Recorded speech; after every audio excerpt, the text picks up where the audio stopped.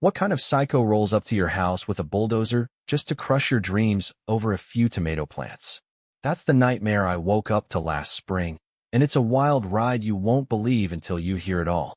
Smash that like button if you want to be a winner in life, because trust me, I'm about to show you how to take down a tyrant without breaking a sweat. It all exploded on a crisp April morning in Cedar Ridge, a sleepy little suburb outside Charlotte, North Carolina, where I thought I'd finally found some peace.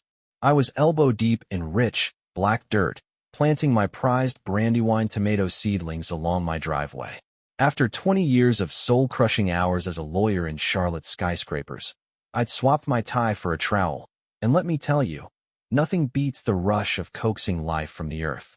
The sun warmed my back, birds chirped overhead, and I was in my happy place, until she showed up, stomping all over my zen like a hurricane in heels. "Michael, what the hell do you think you're doing?" I snapped my head up, and there she was, Karen Peterson, Queen Bee of the Oakwood Heights HOA, glaring down at me like I'd just keyed her Lexus. Her blonde bob didn't budge in the breeze, her arms were locked across her chest, and that smug little smirk told me she'd been itching for this fight. "Morning, Karen," I shot back, plastering on a grin as I wiped sweaty, dirt-caked hands on my ripped jeans. "Just giving my tomatoes some love. Ever tried a fresh Brandywine? I'll save you one, if you don't bulldoze them first." I winked, but her face twisted like she'd bitten into a lemon. "Don't get cute with me," she snapped, her voice dripping with venom. "Front yards in Oakwood Heights are for pristine grass and HOA-approved azaleas, not your filthy little veggie patch. Move it to the back, or I'll make you wish you'd never picked up a shovel." She whipped out her phone, snapping pics like a paparazzi on a mission. I stood up fast, my pulse kicking into overdrive. "Karen, my deed's older than your HOA by decades. My granddad built this place in '65, and I've got exemptions carved in stone. Want to see the papers, or should I just frame them for you?" She didn't even blink, her fingers flying over her screen. "Cry me a river, Michael. I'm reporting this eyesore to the board. Expect a violation notice by sundown. Rip that junk out, or the fines will bury you." She spun on her heel and strutted off, leaving me fuming. Across the street, Mr. Jenkins froze mid-dog walk, his mutt tugging at the leash while he mouthed, "Good luck, man." He'd been stung $150 last month for a non-compliant porch light. Sure enough, that night, a glaring orange notice was slapped on my door, $100 daily fine until unapproved agricultural activity ceases. Hearings next Tuesday. I ripped it off, shoving it into a folder I'd dubbed Karen's Reign of Terror. This wasn't just petty. It felt personal, like she'd declared war on my soul. My phone lit up with a call from Miss Evelyn Carter, the 80-year-old firecracker 3 houses down. "Michael, sugar," she rasped, her southern drawl thick as molasses. "I saw Karen tearing into you today. She's gone rogue. Last week, she hit the Lopez family with a $300 fine over their kid's skateboard ramp, called it a safety hazard. She's out for blood. She can't just do that." I growled, pacing my kitchen. "There's got to be a line." "There is," Evelyn said, her voice dropping low. "But she's got that slimy lawyer buddy, Ryan Brooks, greasing the wheels. They think they're gods around here. Watch her back. She plays dirty." I hung up, my mind racing. Gods. Not on my watch. The next morning, I stormed up to my attic, tearing through boxes like a man possessed. Old photos, my law school diploma, a baseball mitt. Hunting for the land docs my dad swore were gold. I was mid-rifle when a deep, guttural rumble shook the house. I bolted to the window, and my heart stopped. 3 hulking bulldozers squatted across my driveway, their engines snarling, my truck trapped behind them. Karen stood front and center in a power-red blazer, grinning like a shark, flanked by a wiry guy in a suit. Ryan Brooks, no doubt. Neighbors peeked out, jaws dropped, phones already recording. I charged outside, phone in hand, adrenaline surging. "Michael Davis," Karen bellowed, her voice echoing off the oaks. "Emergency board meeting last night. Your garden's a neighborhood disgrace. We're tearing it down now." Ryan adjusted his tie, stepping up with a smirk. "Ryan Brooks, HOA Counsel. Section 6.9, Immediate Nuisance Removal. Your little hobby's toast." The bulldozers lurched forward, tires crunching gravel. Little Timmy Lopez pedaled up on his bike, wide-eyed. while Mrs. Garcia clutched her rosary on her porch. I planted my feet, voice booming. Ryan, you're about to trip over your own ego. Those beds aren't fixed structures, they're mobile. And you're trespassing on my land. Big mistake. Karen's laugh was sharp enough to cut glass. Bluff all you want, Michael. Cough up the $300 you owe already. Ditch the plants, and we'll spare you the embarrassment. I thrust my phone up, hitting record. Smile for the camera, folks. My law firm pal's on his way. Oh, and Karen, you don't even know whose driveway you've blocked. Her smirk twitched as a sheriff's SUV rolled up, silent but menacing. The bulldozers paused, operators glancing nervously. Then, like a scene from a movie, Evelyn hobbled out of her ancient Buick, clutching a fat stack of yellowed papers. Karen Peterson, she barked, her cane thumping the ground. You just poked a bear you can't outrun. I grinned, pulse hammering. Karen wanted a fight? She'd get a war, and I was just getting started. I stood there, fists balled up tight, staring down the bulldozers hulking over my tomato beds like they were about to feast. Karen Peterson's smug grin was a knife in my gut, and Ryan Brooks, her slick lawyer sidekick, scribbled on his clipboard like he was tallying my defeat. Evelyn Carter, 80 years old and fiercer than a cornered bobcat, waved her stack of papers like a war banner. You've got no clue what you've stepped into, Karen, she hollered, her voice slicing through the rumble of engines. Deputy Harris lounged against his sheriff's SUV, arms crossed, watching the chaos unfold. Neighbors pressed in, Mrs. Garcia muttering prayers, little Timmy Lopez filming on his phone, Mr. Jenkins nodding like he could taste the showdown coming. Cut the theatrics, Karen snapped, tossing her head so her blonde bob gleamed in the sun. This isn't a soap opera, Michael. Your garden's a disgrace, and it's history, right now. She waved at the operators, and the bulldozers growled louder, drowning out the morning quiet. My chest tightened as a rusty blade hovered over my seedlings, close enough to nick their leaves. Stop, I bellowed, lunging in front of the nearest machine. The operator, a bearded guy who looked like he'd rather be anywhere else, froze, glancing at Karen.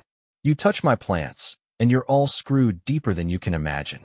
I've got proof this land's mine, exempt from your garbage rules. Back off now. Ryan smirked, pushing up his glasses. Nice try, Davis. The HOA covenant overrides whatever fantasy you're spinning. Section 6.9, full authority, no waiting. He gave Karen a nod, and she clapped like she was commanding an army. That's when Evelyn shoved her papers into my hands, her bony fingers shaking with righteous fury. Show 'em, Michael. The 65 survey maps, your granddad's county deal. I grabbed them, my old lawyer instincts roaring to life as I scanned the faded lines. Meanwhile, 20 miles away, my buddy Chris Evans was probably weaving through Charlotte traffic on I-85, cursing every red light after my SOS text. HOA lunatics with bulldozers. Bring the law. ASAP. Check this out, I said, thrusting the maps up for the crowd to see. My family kept rights when we sold to developers, utility easements, mineral claims, and the best part? This house is exempt from any HOA crap. I stabbed a finger at the boundary line cutting through Oakwood Heights. Those bulldozers are on my easement. That's trespassing, Karen. Her smirk twitched, but she came back swinging, voice shrill. That's ancient nonsense. The HOA's owned this place for 30 years. Your loophole's a fairy tale. She reached for the papers, claws out, but Deputy Harris stepped up, hand raised. Ma'am, I'd cool it, he said, slow and steady, eyeing the growing mob. Let's hear him out. The operators killed their engines, and the sudden quiet hit like a thunderclap. Timmy's live stream was blowing up, comments flashing. Go, Mike. Karen's done. Evelyn leaned in, whispering, Page 3, sugar. I flipped it open, and my breath caught. There it was, my granddad's signature locking in gold. 142. Oakwood Lane retains full autonomy from future covenants. I shoved it right in Ryan's face. Read it and weep, Brooks. His cocky grin melted, sweat popping up on his forehead as he skimmed it. Karen's eyes bounced between us, her confidence splintering like a dollar store wine glass. This doesn't mean squat, she sputtered. Start those machines. The lead operator climbed down, shaking his head. Nope, not risking my license on this mess without a judge's say-so. The crowd erupted. Mrs. Garcia clapped. Mr. Jenkins let out a hell yeah. and a fire lit in my veins. This wasn't just my fight anymore. Then a black sedan screeched up, tires smoking. Chris burst out, tie crooked, waving a fresh county printout. "Mike, you're untouchable. Certified docs. These idiots are cooked." He tossed me the packet, grinning like a kid on Christmas. Karen's face drained to a sickly white as Deputy Harris strolled over, flipping open his notepad. "Deputy," I said, keeping my voice level despite the adrenaline screaming through me. "I'm reporting trespassing and attempted property damage." They rolled heavy machinery onto my land without a shred of right. Harris nodded, pin scratching, while Ryan muttered something urgent in Karen's ear. She jerked away, glaring at me like I'd just burned her kingdom down. "This isn't over, Michael," she hissed, low and lethal. "You think some dusty papers scare me? I'll drown you in legal fees. You'll beg me to take those plants." Evelyn cackled, leaning on her cane. "Oh, darling, you're the one drowning. And I've got more dirt than Michael's garden." She patted a thick folder under her arm, her eyes twinkling with trouble.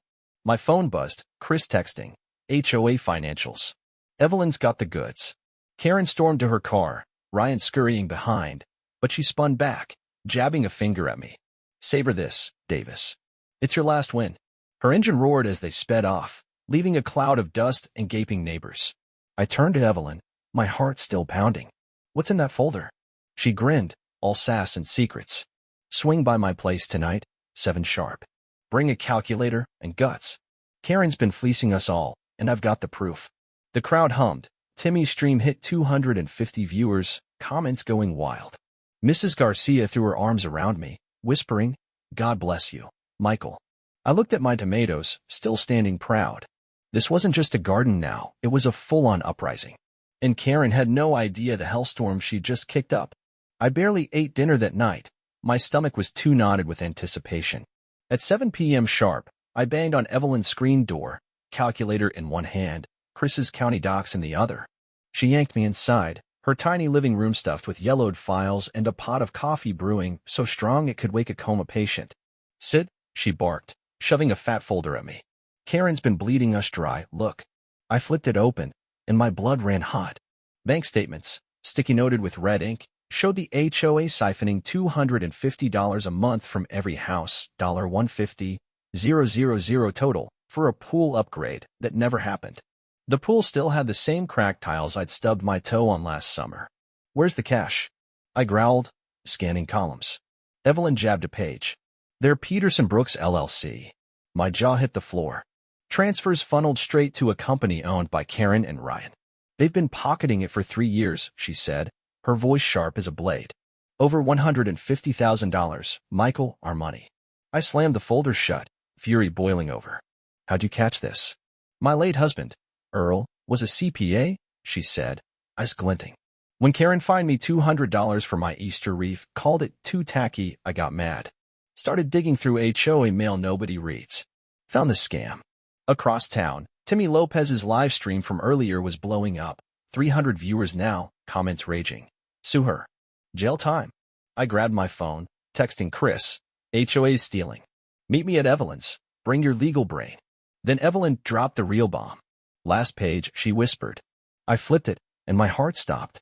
A memo Karen and Ryan plotting to jack up fines on 5 elderly neighbors, force them to sell cheap, then flip their homes for triple through their LLC.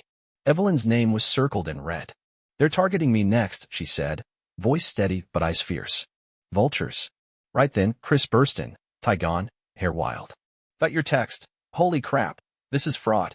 He snatched the memo, scanning it. "We can nail them. County prosecutor's office loves this stuff." My phone buzzed. Karen's number? I smirked, hitting speaker. "You're dead, Michael," she snarled, voice dripping acid. "Digging up dirt? I'll bury you first." "Funny," I shot back, "'cause I've got bank records saying you stole $150,000. Smile for the sheriff, Karen." She gasped, then the line went dead. Chris grinned. "She spooked, perfect." Evelyn stood, cane thumping. "Call a neighborhood meeting tomorrow, 6 p.m., clubhouse. We end this." I nodded, adrenaline surging. This wasn't just about tomatoes anymore. It was a takedown. Next night, the clubhouse was packed, 80 neighbors crammed in, some standing, others spilling outside. I hooked my laptop to the projector, flashing the bank statements. Karen and Ryan stole $150,000 from us, I said, voice booming. Gasps ricocheted. Pool fees, fake fines, all in their pockets. The memo hit the screen, Evelyn circled, and the room erupted. Thieves, yelled Mr. Jenkins.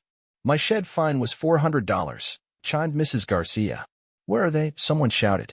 Invited, I said, but they're hiding. Tells you everything. Chris stepped up.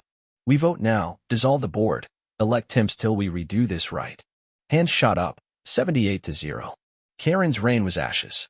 As folks signed the petition I drafted, my phone buzzed, security cam alert. I opened the app and my gut twisted. Karen and Ryan, hooded up, were in my yard, yanking my tomato plants out by the roots, tossing them like trash. Karen smirked at the camera, mouthing, "You're next." I showed Chris. Vandalism, added to the list, he said, dialing Deputy Harris. The crowd swarmed my phone, fury buzzing. She's unhinged. Mrs. Garcia cried. Evelyn grabbed my arm. We've got her now, sugar. She just dug her own grave. I stared at the wreckage on screen, my plants shredded. Karen wanted war? She'd get annihilation, and I had a whole neighborhood behind me. I couldn't sleep that night. My trashed garden replayed on a loop in my head, Karen's smirk branded behind my eyes. At 3 a.m., my phone lit up with another cam alert. I bolted upright, heart slamming, and opened the app. There she was again, Karen, alone this time, smashing my kitchen window with a brick. Glass sprayed across my sink as she darted off, blonde hair flashing under the streetlight. I texted Deputy Harris. She's back, caught on tape. Then I called Evelyn. She's losing it, I said, voice shaking with rage. Meet me at the station at 8, she replied, calm as steel. Bring the footage.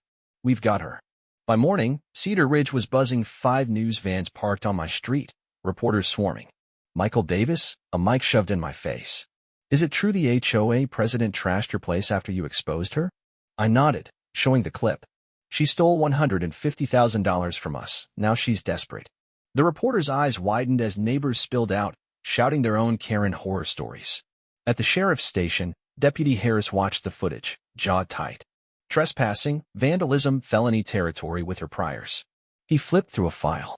County's already digging into the $150,000. Found withdrawals to offshore accounts. Peterson and Brooks are cooked. Evelyn smirked, handing over her folder. At this, proof they targeted me and 4 others for their scam. Harris nodded. Warrants are out. Stay sharp, she's cornered, and that's when they bite. As we left, my phone buzzed, unknown number. A text. You'll regret this. Watch your back. I showed Evelyn. Karen. She mused. Or Ryan. Either way, they're toast. Back home, I stepped over shattered glass, fury simmering. Then I heard shovels. 30 neighbors swarmed my yard, replanting my beds with tomatoes, peppers, even roses. Mrs. Garcia hugged me. She fined me $300 for my son's bike, screw her. Mr. Jenkins grinned, dirt on his face. My shed sting. Thanks to you.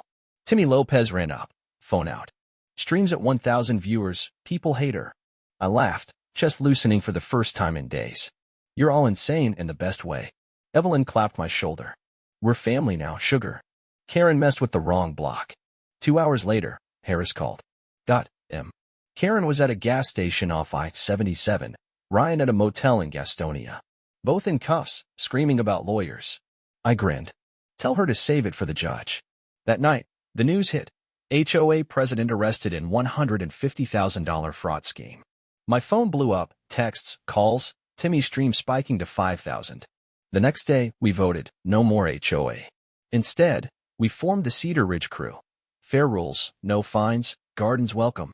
Karen's house sold a month later. New owners joined our crew, planting zucchini in her old yard. I stood on my porch, watching the sunset, Evelyn beside me. You flipped this place upside down, she said, smirking. Nah, I replied, we did. She started it. I just finished it. My tomatoes were sprouting again, green and defiant. Karen was gone, but the fight had forged something stronger, a neighborhood that wouldn't bend. Then my phone buzzed, another text, unknown number. This isn't over. I froze, showing Evelyn. She squinted. Some lackey, probably. Let him try. I nodded, but a chill crawled up my spine. The war was won, but was the battle really done? I thought I'd won. Karen and Ryan in cuffs, the HOA torched, my tomatoes thriving again. Cedar Ridge felt alive, neighbors laughing over backyard beers instead of cowering from fines. But that text, "This isn't over," gnawed at me. 2 weeks after the arrests, I woke to a faint rustling outside at 2 a.m. My security cam app pinged, "Motion detected." I opened it, and my pulse spiked. A figure in a black hoodie stood in my yard, spray painting my garden beds. "You'll pay."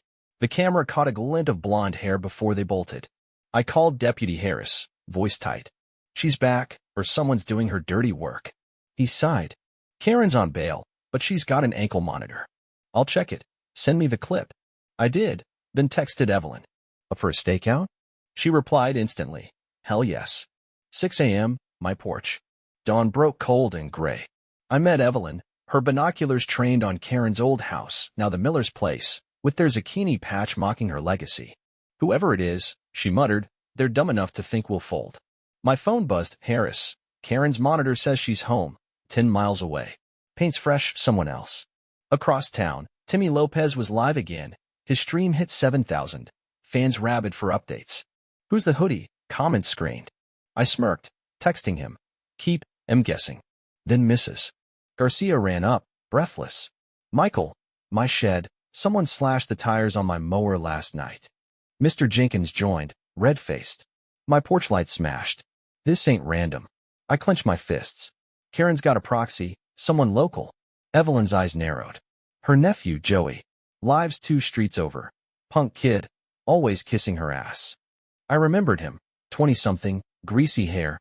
Towed her car once when she forgot to pay parking tickets. We stormed Joey's duplex, Harris trailing us with a warrant fresh from the judge. The kid answered, bleary-eyed, paint flecks on his hoodie. "What's this?" he yelped as Harris cuffed him. "Found your spray cans, genius," Harris said, bagging a half-empty red one. "Matches Michael's video." Joey squirmed. "She made me. Said she'd cut me off if I didn't." "Cut you off from what?" I snapped. He glared, then spilled. "Her stash, $50K she hid before the cops got her. Said it's leverage to ruin you." My stomach dropped. Karen still had cash and claws. Harris hauled Joey off, but not before he sneered. "She's got more coming. Watch your ass, Davis." Evelyn grabbed my arm. "We need that money. Proof she's still pulling strings." I nodded, mind racing. Her old office, basement of the clubhouse. She locked it when she ran the HOA. That night, we rallied. Me, Evelyn, Chris, and 10 neighbors armed with flashlights. The clubhouse basement door was padlocked, but Mr. Jenkins brought bolt cutters. "Screw her secrets," he growled, snapping it. Inside, cobwebs clung to file boxes. Then I spotted it. A metal lockbox, Karen's initials scratched on top. Chris pried it open, and cash spilled out. $50K in crisp hundreds, plus a ledger. I flipped it. Names, dates, payouts. Joey, $500. Tim's garage, $2K. My voice shook. "She's bribing people, vendettas." Evelyn snatched a page. "Look, $10K to RB, Ryan Brooks. Bail money." Chris whistled. "They're rebuilding her war chest." Mrs. Garcia gasped. "My mower, Tim's garage fixed it last month." The puzzle clicked. Karen's network was alive, hitting us from the shadows. My phone buzzed. Another text, same unknown number. "Found your little meeting. Say goodbye to your garden, again." I ran upstairs, flashlight beam bouncing, and froze. Through the clubhouse window, flames licked my yard, my tomato beds ablaze. Neighbors shouted, sprinting out, but I stood rooted, fury and fear colliding. Sirens wailed in the distance as Evelyn grabbed me. "She's not done, Michael. But neither are we." The fire truck screeched up, dousing the flames, but my garden was ash. Harris arrived, face grim. "Joey's singing. Says Karen's got one last play. Something big." I stared at the smoking ruin, resolve hardening. Let her try? We'll bury her for good. The smell of charred tomatoes hung heavy as I stared at my torched garden, firefighters hosing down the last embers. Deputy Harris's words echoed. Karen's got one last play, and I knew this wasn't just revenge, it was her desperate gasp. My phone buzzed nonstop, neighbors texting. "We're with you." "She's gone too far." Evelyn stormed up, eyes blazing. "Joey's spilling. Let's hit her now." I nodded, fire in my veins. Clubhouse, 8 a.m., emergency meeting. Spread it. Chris was already on the phone with the county prosecutor, the $50,000 lockbox and ledger in evidence bags. "They're tracing every dime," he said. Ryan's cut a deal, flipped on her for immunity. I grinned. Her castle's crumbling. By sunrise, Cedar Ridge was electric. 50 neighbors crammed the clubhouse, another 20 outside. Timmy Lopez streaming to 10,000 viewers. I took the mic, voice steady. Karen's done, arrested, broke, and her nephew's ratting her out. But last night, she burned my garden. She's hitting us where it hurts. I flashed the ledger on screen.